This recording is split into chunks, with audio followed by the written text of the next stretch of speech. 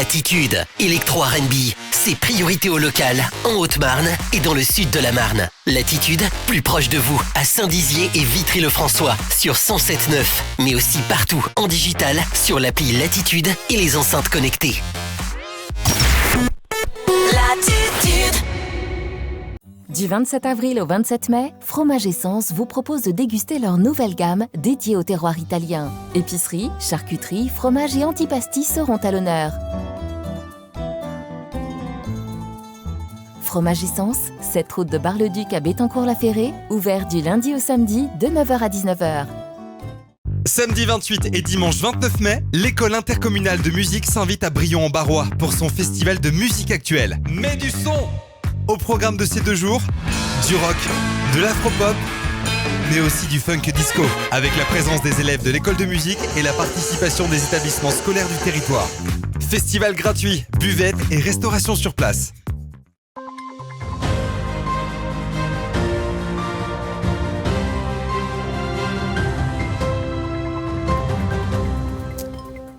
Bonsoir à tous et bienvenue dans votre 15 minutes info de ce vendredi 27 mai 2022. Tout de suite, les titres de cette édition. Ce week-end se tiendra le festival Mets du son à Brion-en-Barrois. Ce vendredi, l'heure était à la préparation pour accueillir les jeunes musiciens en herbe. Les villages de Sancenay et de Villers-en-Lieu sont éteints toute la nuit à partir de 23h, une décision écologique et économique. À bord de l'Orient Express, les comédiens de la pièce Le Voyageur du Crime ont fait escale à la forgerie de Vassy pour jouer leur pièce. Et voilà pour les titres. Après une première édition au pôle d'avenir des Curés, le festival Mets du son se tiendra à Brion-en-Barrois ce samedi et ce dimanche. Au programme de ces 2 jours, les élèves de l'école intercommunale de musique des Portes de Meuse, mais aussi du rock, de l'afro-pop, du funk disco ou encore microfolie. Ce matin, ils étaient en pleine préparation. Un reportage de Manon de Fontiste. Ça s'active à Brion-en-Barrois. Une dizaine de personnes étaient présentes ce vendredi matin pour préparer l'édition du festival Mets du son, afin de célébrer le versant musique actuelle de l'école intercommunale de musique des Portes de Meuse. Historiquement, c'est un festival qui a déjà 8-9 ans, que je faisais au tout début avec que les élèves pour qu'ils aient une restitution du travail de l'année. Et puis petit à petit, ça s'est transformé avec un groupe professionnel qui venait en fin de festival. Et puis depuis, juste avant le Covid, il y avait un partenariat qui s'était fait avec l'association Biréal à Bar-le-Duc qui font le Watsabar et la Codecom de création d'un événement. Et en fait, on a été reprendre ce festival de musique et on l'a façonné à ce qu'il est devenu maintenant sur 2 jours, avec une partie concert le samedi soir où il y a en première partie les élèves de l'école, plus 3 groupes professionnels, et le dimanche après-midi qui est plutôt familial et dans un esprit éducation, école de musique. Après une première édition à Écuré, le festival Mets du son souhaite visiter chaque année une commune du territoire. L'édition 2022, les 28 et 29 mai, se passe donc à Brion-en-Barrois. Le festival est en partenariat avec l'Éducation nationale pour une restitution d'un spectacle que les écoles primaires ont travaillé. Nous aurons les 3 groupes de l'école de musique qui vont faire des reprises rock, pop, etc. Ensuite, à partir de 20h, il y aura un groupe qui s'appelle Grand Voyageur. Ensuite, nous aurons une artiste qui s'appelle Aïssat qui fait de l'afro-pop. Et en dernier, nous aurons le MFB Band. La journée du dimanche sera aussi riche en musique, avec une restitution des élèves. L'artiste qui a collaboré avec les enfants sera aussi sur scène pour clôturer le festival.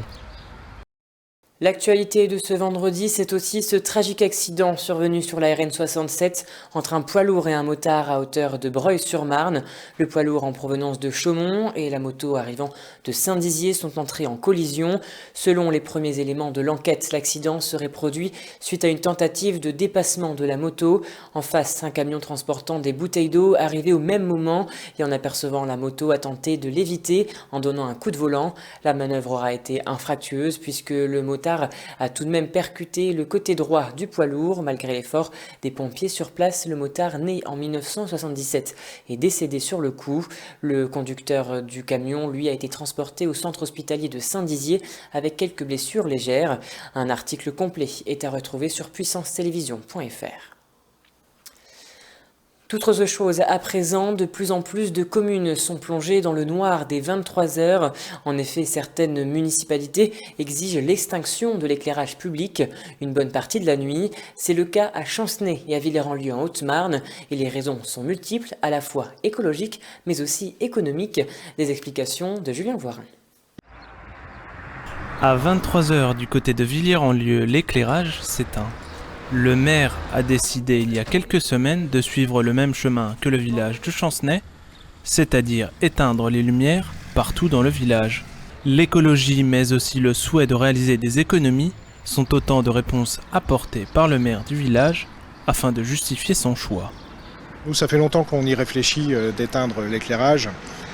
Surtout à des fins écologiques, puisque en discutant avec des associations ou avec des habitants qui sont très impliqués dans ce domaine, on s'est aperçu que pour la faune, la flore et même pour les êtres humains, l'éclairage public pose des soucis. C'est une connaissance qu'on n'avait pas jusqu'ici dans beaucoup de villes. En plus d'une facture moins élevée, la biodiversité se retrouve protégée. Mais certains habitants ont été réfractaires à l'idée que cela pose des questions de sécurité la nuit, avec une hausse des cambriolages. La plupart des retours, effectivement, sont plutôt positifs, c'est-à-dire que les gens sont satisfaits, entre ceux qui, effectivement, peuvent maintenant dormir la fenêtre ouverte, entre ceux qui peuvent voir les étoiles, ceux qui ont compris l'aspect écologique de la chose. On a quelques retours, effectivement, d'inquiétude sur des gens sur l'aspect sécuritaire. De 23h à 5h du matin, la lumière est donc éteinte partout dans le village de 1500 habitants. Comme à Villers-en-Lieu, Chancenay a pris la même décision puisque depuis octobre 2021, tous les éclairages sont éteints dès 23h et ce jusqu'à 5h du matin. Économique, pour la faune aussi, je veux dire pour tous les animaux qui ne sont pas diurnes, donc au moins ils sont vraiment dans le noir et ils peuvent vivre mieux. D'autres villages comme Ancerville ont également mis en place cette initiative écologique et donc économique. Et passons à présent au chiffre du jour qui est de 12 000. En effet, la RN 135 à hauteur de Ligny-en-Barrois est en pleine phase de travaux. Avec une fréquence de 12 000 véhicules par jour sur ce tronçon, elle se situe dans un mauvais état et comptabilisée à elle seule un nombre de nids de poules, de fissures et de dégradations impressionnant. Tout autre chose à présent, les voyageurs du crime étaient de passage du côté de la forgerie de Vassy. Ils y sont produits ce mercredi soir dans une salle comble avec près de 300 personnes. Pendant près de 2 heures, ils ont tenu en haleine les spectateurs avec de la littérature britannique et un meurtre où les personnages mentent les uns après les autres. Leur prochain spectacle sera à l'heure des assassins et ils comptent bien revenir dans la salle de Vassy. Un reportage de Julien Voirin. La forgerie de Vassy a été le théâtre d'un crime un peu particulier. Le spectacle Les Voyageurs du crime était de passage. L'Express Orient voyage, une mère disparaît et le témoin clé se retrouve assassiné. Des mensonges, un meurtre et une disparition au programme de cette pièce. Les artistes sont en tout cas contents de la jouer. Certains qui avaient déjà vu le cercle de Whitechapel, donc qui nous attendaient en fait aussi pour qu'on revienne, ils avaient pris leur place très vite. Enfin, nous, on crée du lien, quoi, vraiment. On crée du lien grâce au théâtre.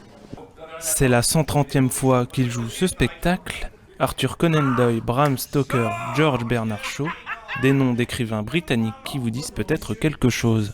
Mêler la petite et la grande histoire. Donc effectivement, le principe de ce triptyque, puisqu'il y aura une troisième et dernière partie, c'est d'y incorporer effectivement des auteurs célèbres. Voilà. Et c'est pas rare d'ailleurs que les gens après le spectacle nous disent « Ah, ça donne envie de relire Conan Doyle, ça donne envie de relire Agatha Christie ». Forcément, c'est le même univers en fait, ça parle. Les 300 sièges de la salle vasséenne étaient quasi tous pris. Les spectateurs étaient ravis de revoir ces comédiens qui s'étaient déjà produits sur cette scène en septembre 2020. Ce spectacle vivifiant, une troupe de comédiens extrêmement professionnels. C'était vraiment formidable. Et c'est pas cette troupe, mais s'ils reviennent, je reviendrai parce que ce sont vraiment des comédiens formidables. Et je leur souhaite vraiment une belle continuation de cette tournée parce que ça vaut le coup, ils le méritent.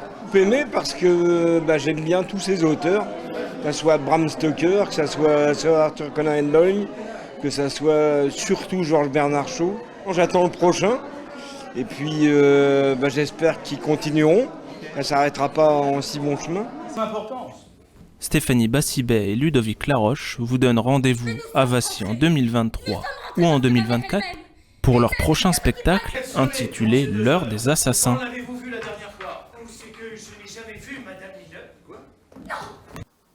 Et voilà, c'est la fin de cette édition. Merci à tous de l'avoir suivi. Dans un instant, vos prévisions météo de demain, présentées par Manon de Fantis. Je vous souhaite une très belle soirée à tous. Toute l'actualité qui vous concerne, à voir et à revoir dès maintenant sur puissancetélévision.fr et sur notre application mobile.